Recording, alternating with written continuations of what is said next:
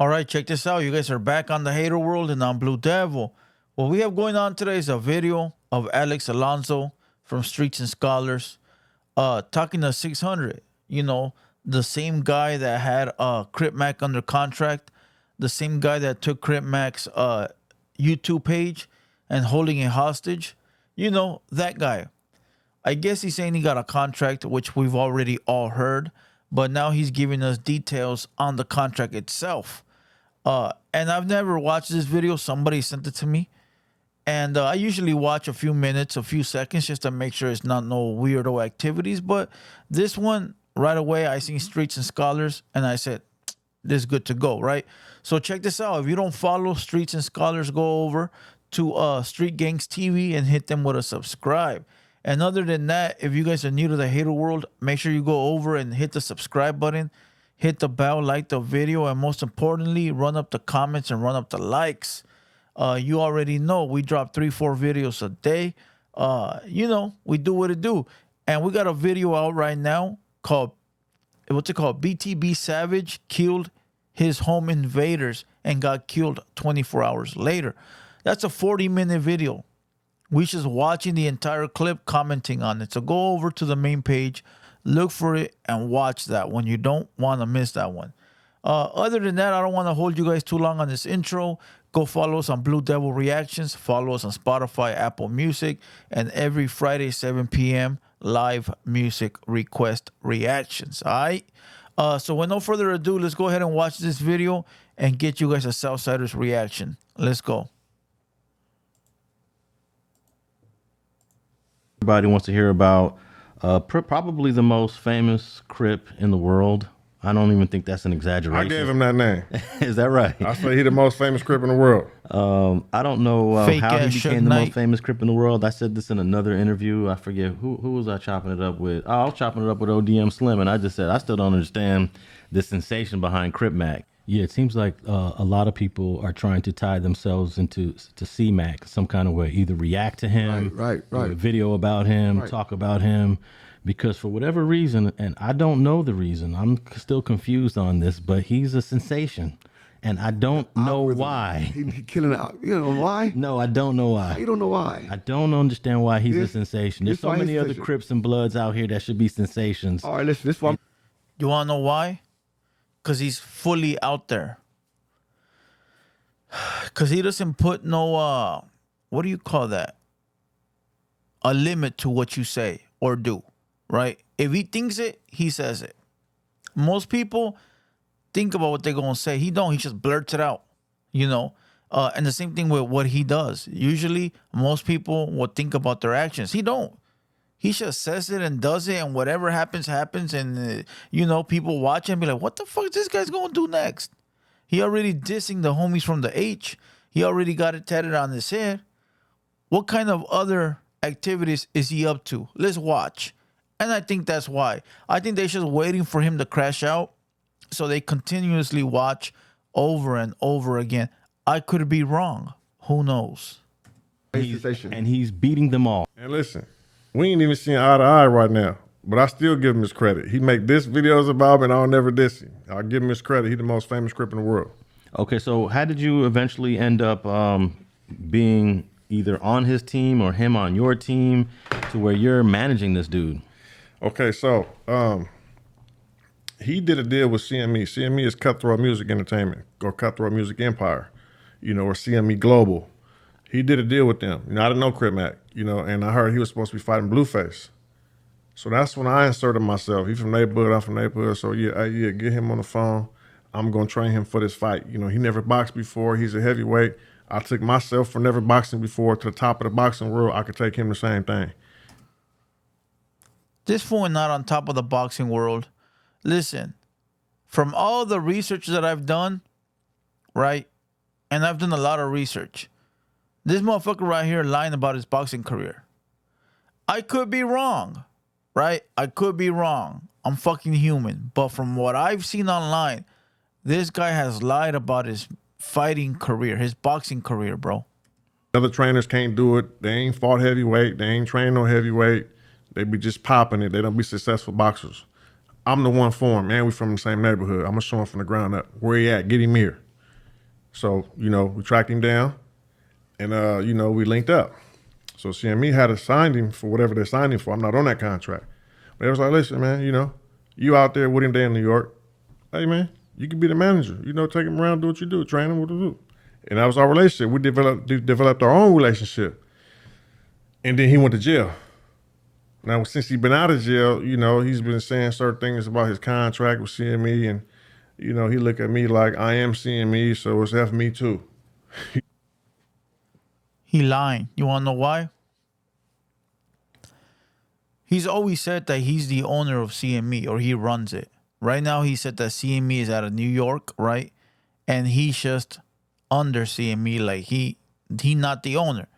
What he's doing is he's distancing himself, right? Let me tell you why. I've had a few stores before, retail stores, right?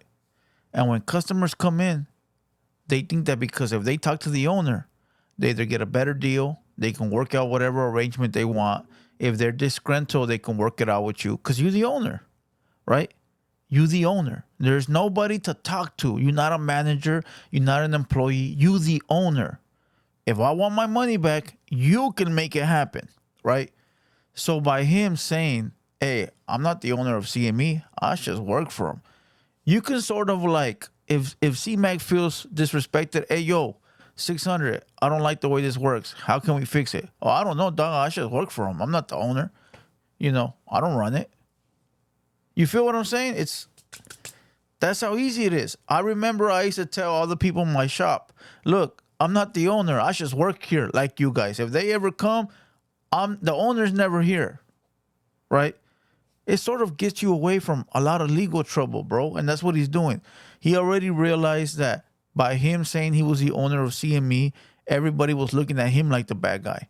Now, hey, bro, I just work here. I can't be the bad guy. I'm not the one calling the shots. Go after the,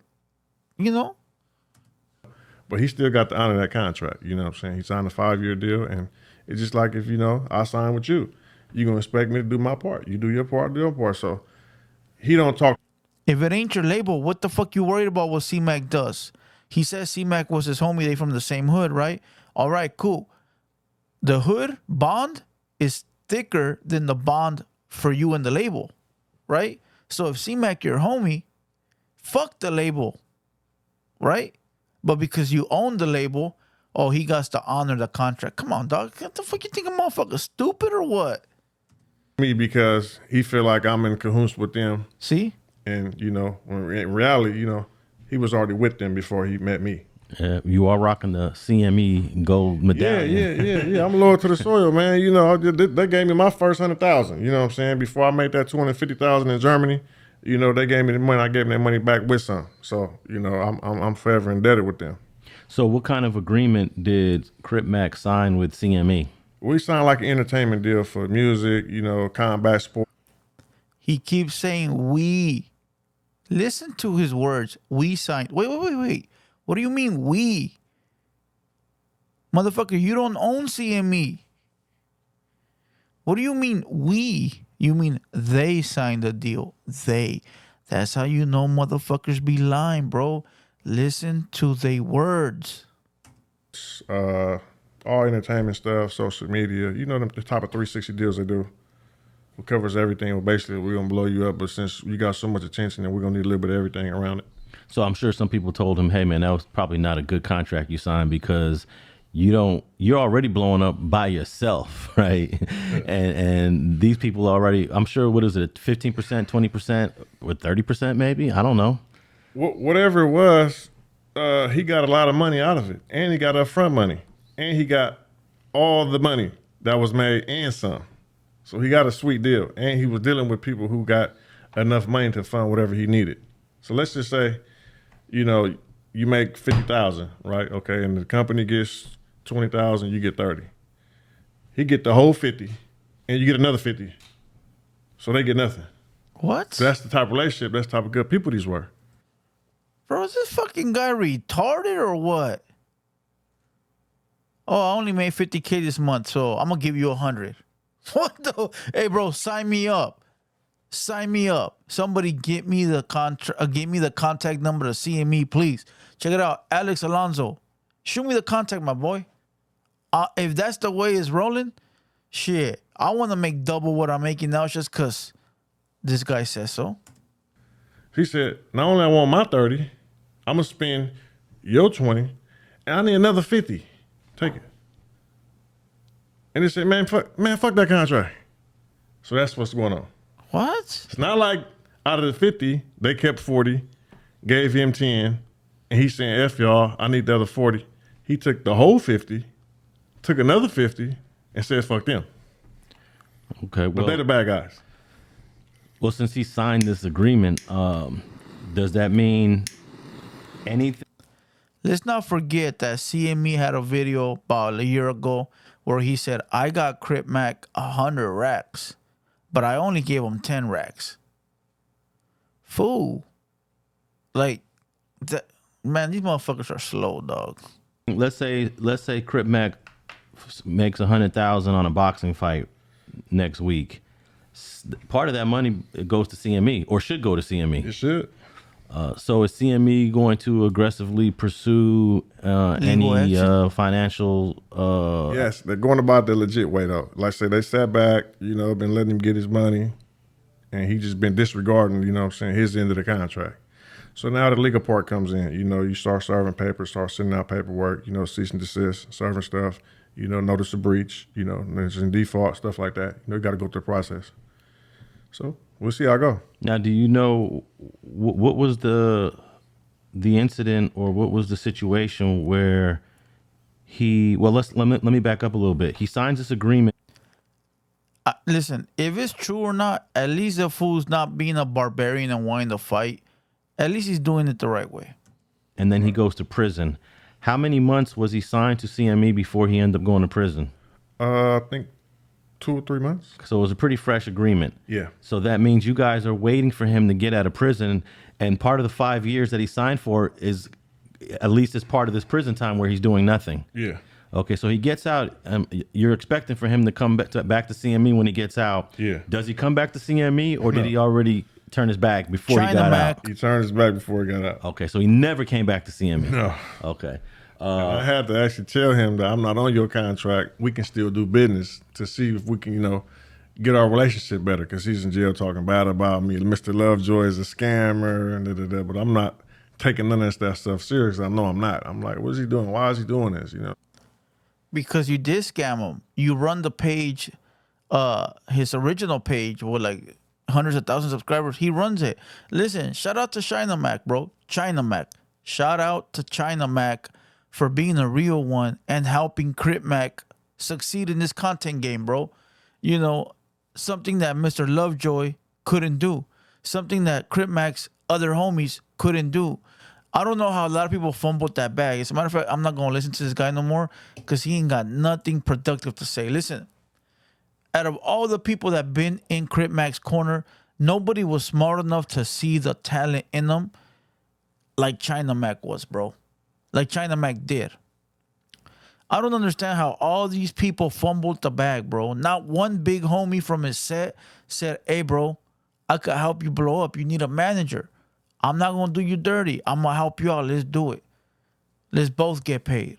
I don't get it, dog. Like, bro, if I saw a young homie in my hood coming up like that, I'm the type of guy where I'm pretty smart, bro. I could help a motherfucker succeed. Let's go. Right? Simple. So, listen. Salute to CMac for really standing on business, helping out Crip Mac come up. And right now, Crip Mac making nice increments. He said it himself. CMac a real one, bro. It's beneficial to both of them. Listen, 600, I don't know what the fuck he got going on. He seems like a whole gimmick. Everything about him seems like a gimmick. But that's it. I don't know what else to say about him.